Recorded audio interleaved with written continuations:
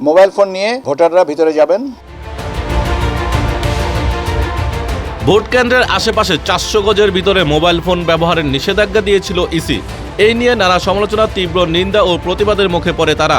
এবার ভোট কেন্দ্রে mobile phone ব্যবহারের নিষেধাজ্ঞা থেকে সরে এসেছে নির্বাচন কমিশন। এই নিয়ে নতুন প্রজ্ঞাপন জারি করেছে ইসি। 10 ফেব্রুয়ারি নির্বাচন কমিশনের সচিবালয়ের সিনিয়র সহকারী সচিব মোহাম্মদ শহীদুল ইসলাম স্বাক্ষরিত এক চিঠিতে এই তথ্য জানানো হয়। তবে কারা ভোট কেন্দ্রে মোবাইল ফোন ব্যবহার করতে পারবেন তা স্পষ্ট করা হয়েছে প্রজ্ঞাপনে। মোবাইল ফোন নিয়ে ভোটাররা ভিতরে যাবেন এবং প্রার্থীরা যাবেন, তাদের এজেন্টরা যাবেন, কিন্তু গোপন কক্ষ যেখানে স্টাফিং হয় সেখানে করবেন না।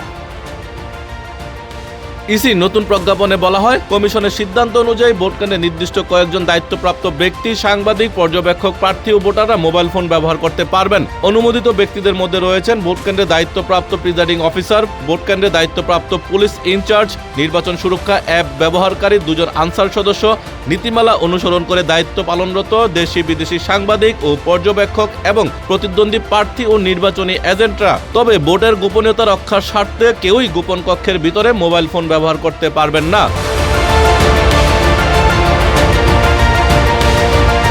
এছাড়াও ভোট কেন্দ্রের কাজে নিয়োজিত সহকারী প্রিজাইডিং অফিসার, পোলিং এজেন্ট এবং নির্দিষ্ট পুলিশ ও আনসার সদস্যের ছাড়া আইনশৃঙ্খলা বাহিনীর অন্য কোনো সদস্য ভোট কেন্দ্রে মোবাইল ফোন সঙ্গে রাখতে পারবেন না বলেও নির্দেশনায় উল্লেখ করা হয়েছে।